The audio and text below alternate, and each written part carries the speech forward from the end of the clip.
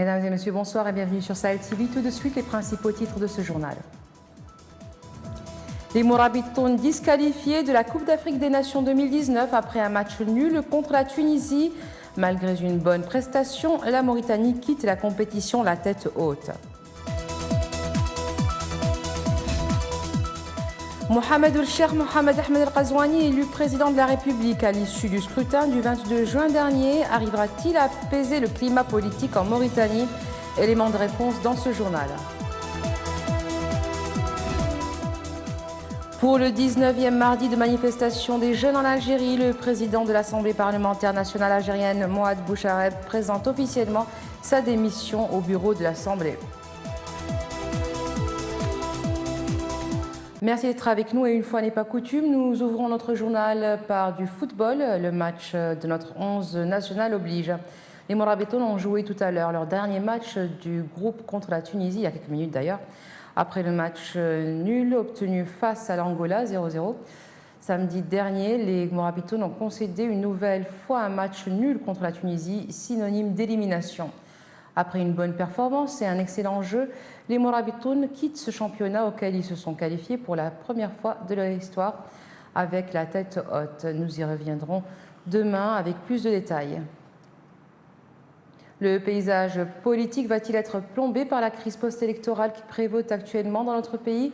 Mohamed el-Cheikh Mohamed Ahmed el-Ghazouani a été élu président de la République à l'issue du scrutin du 22 juin dernier. La Commission électorale nationale indépendante l'avait annoncé vainqueur, une victoire confirmée par le Conseil constitutionnel, mais l'opposition continue de rejeter en bloc les résultats de l'élection présidentielle. Reportage de Céré Sidibé. Les 4 candidats malheureux à la présidentielle continuent encore de contester les résultats. Le recours devant le Conseil constitutionnel a été débouté. Biramda Abeid, arrivé deuxième, selon ses résultats, parle d'exacerbation de la crise. Le Conseil constitutionnel a approfondi la crise en ce sens qu'il a entériné la décision de la CENI que nous avons décriée. Cette énième sortie de l'opposition est une réaction après la validation des résultats par le Conseil constitutionnel, estimant que les allégations mentionnées par l'opposition sont assez vagues et ne peuvent invalider le scrutin.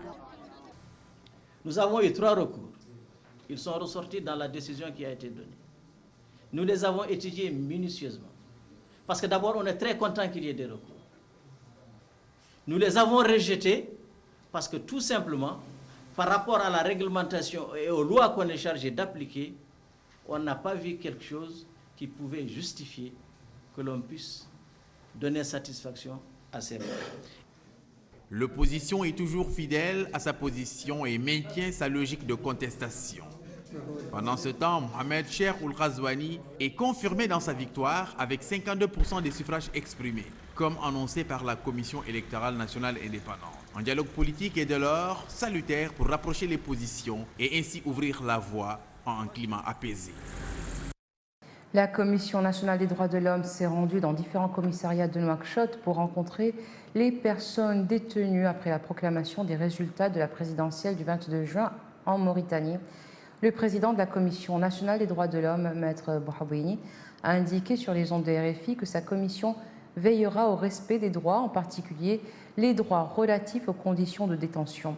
Il a ajouté que les investigations, recommandations, avis et rapports de la commission iront dans le sens de l'effectivité du respect des droits de l'homme.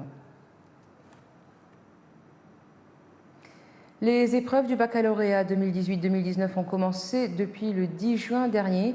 Elles se sont étalées sur 4 jours. À présent, les candidats doivent encore attendre la délibération des résultats car les correcteurs viennent d'être convoqués et la correction ne commencera qu'à partir de demain, 3 juillet.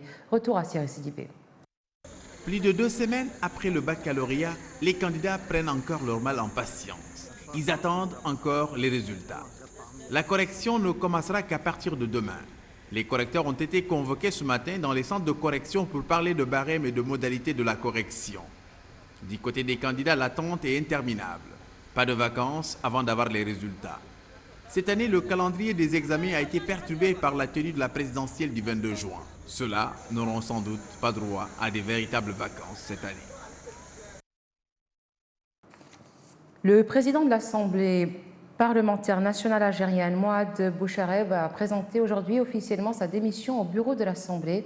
Le président du groupe parlementaire du Front de Libération Nationale, le FLN, Khaled Bouriah, avait confirmé la démission de Bouchareb de son poste après que celui-ci ait été lâché par les présidents de 6 groupes parlementaires, dont ceux du FLN et du Rassemblement national démocratique, majoritaire à l'Assemblée parlementaire nationale algérienne. Le bureau de l'Assemblée parlementaire nationale qui s'est réuni aujourd'hui a déclaré la vacance du poste de président de l'Assemblée dont la gestion des affaires courantes sera assurée par son vice-président Abdelrazak Kabash pour une durée de 15 jours. Cette démission ouvre la voie à l'élection d'un nouveau président à la tête de la Chambre basse du Parlement. Au Mali, au moins 23 civils ont été tués dans l'attaque de village du centre du pays dimanche dernier, attaque menée par des hommes armés près de la frontière burkinabé. Les autorités font également état de nombreux blessés et de déplacés. Le 17 juin dernier, une attaque visant les villages de Gangafani et de Yoro, près de la frontière burkinabé, imputée à des éléments Peul, avait fait 41 morts selon un document de l'ONU. Mali toujours, le Conseil de sécurité des Nations Unies a décidé vendredi dernier de proroger d'1 an le mandat de la mission multidimensionnelle intégrée des Nations Unies pour la stabilisation au Mali, la MINUSMA. La résolution a été adoptée à l'unanimité. Les membres du Conseil ont déterminé 2 priorités stratégiques pour la MINUSMA. La première priorité de la mission consiste à appuyer la mise en œuvre de l'accord pour la paix et la réconciliation au Mali par le gouvernement, les groupes armés que sont la plateforme et la coalition coordination, ainsi que par d'autres parties prenantes maliennes.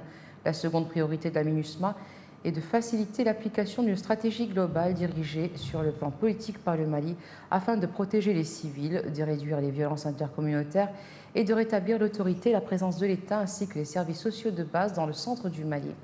Dans leur résolution, les membres du Conseil ont exhorté le gouvernement malien et les groupes armés à continuer d'accélérer la mise en œuvre de l'accord de paix en prenant d'urgence des mesures substantielles, constructives et irréversibles.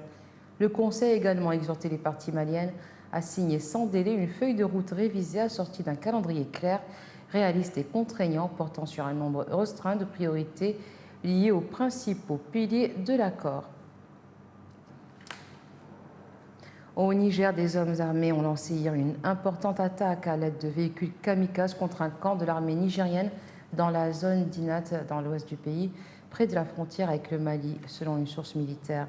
L'attaque a été menée avec 2 véhicules kamikazes appuyés par des bandits à moto, selon une source militaire nigérienne. Récit de Hamallah Diagana. Au moins 18 soldats nigériens ont été tués et 4 sont portés disparus après une attaque menée hier par des djihadistes dans la zone d'Inat, dans l'ouest du pays, près de la frontière avec le Mali. Cette annonce est faite aujourd'hui par le ministère de la Défense nigérien dans un communiqué. Le 1er juillet, dans l'après-midi, le poste militaire d'Inat a repoussé une attaque menée par des éléments terroristes, peut-on lire dans le communiqué du ministère. Cette attaque a commencé avec l'explosion de 2 véhicules kamikazes à l'entrée du camp, suivi de tirs des terroristes venus à moto.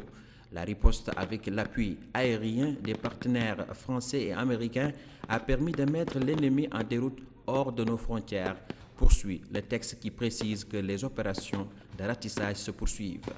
L'attaque n'a pour l'heure pas été revendiquée, mais c'est dans cette même zone que 18 combattants de l'organisation État islamique dans le Grand Sahara, EIGS, avaient été tués lors d'une opération conjointe des forces armées nigériennes, françaises et américaines menée du 8 au 18 juin dans l'ouest du Niger. Cette opération conjointe s'était déroulée dans la région frontalière nord de Tongo-Tongo, où est actif le groupe de l'EIGS impliqué dans l'embuscade du 14 mai qui avait coûté la vie de 28 soldats nigériens. L'attaque de lundi survient au moment où Niamey accueille du 4 au 18 juillet un sommet de l'Union africaine qui doit réunir une 50aine de chefs d'État. La capitale nigérienne, déjà habituellement fortement militarisée, fait l'objet d'un déploiement de forces spéciales en vue de cet événement que les autorités considèrent comme important pour l'image du pays. Au Soudan, 3 nouveaux corps ont été découverts aujourd'hui près de Khartoum. La contestation accusant les généraux au pouvoir d'avoir réprimé dans le sang les manifestations massives organisées dimanche pour un transfert du pouvoir aux civils. Ces nouvelles victimes s'ajoutent aux 7 personnes tuées et aux 180 personnes blessées lorsque des dizaines de milliers de personnes ont déferlé dans les rues de Khartoum et de plusieurs autres villes du pays. Le Conseil militaire de transition, de son côté, fait porter la responsabilité des violences au principal mouvement de la contestation, l'Alliance pour la liberté et le changement. À Omdurman, qui a connu dimanche une mobilisation particulièrement forte, une petite foule s'est attroupée ce matin autour des 3 cadavres dont les circonstances du décès demeuraient floues et des dizaines de personnes ont scandé « Abba, Abba les militaires », un slogan utilisé depuis décembre pour réclamer l'éviction d'Omar el-Béchir et aujourd'hui du conseil militaire avant d'être dispersés par des tirs de gaz lacrymogène lancés par la police. Les rassemblements massifs de dimanche sont les plus importants depuis qu'un sit-in installé devant le quartier général de l'armée à Khartoum a été violemment dispersé le 3 juin, avec à la clé une centaine de morts et un tollé international. La découverte de ces 3 corps porte à 136 le nombre de victimes depuis ce drame qui avait fait à lui seul une centaine de morts selon un comité de médecins proches de la contestation. Les autorités comptent pour leur part 68 morts depuis le 3 juin. Hong Kong, les policiers en nombre, équipés de casques, matraques et boucliers, ont chargé après avoir lancé des avertissements à la foule des manifestants.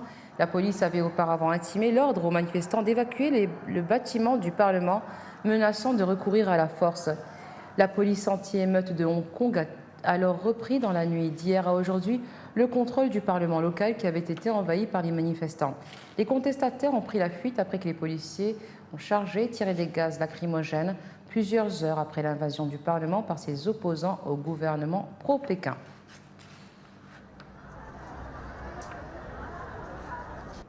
Et voilà, ce sera tout pour aujourd'hui. Tout de suite, rappel des titres. Les Mourabitoun disqualifiés de la Coupe d'Afrique des Nations 2019 après un match nul contre la Tunisie. Malgré une bonne prestation, la Mauritanie quitte la compétition la tête haute.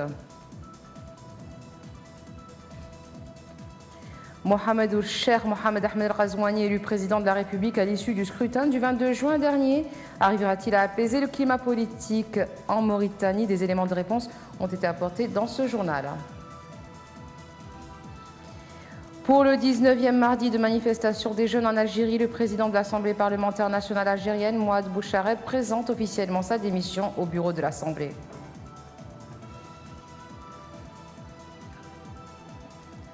Merci d'être resté avec nous. Excellente fin de soirée sur Sahel TV.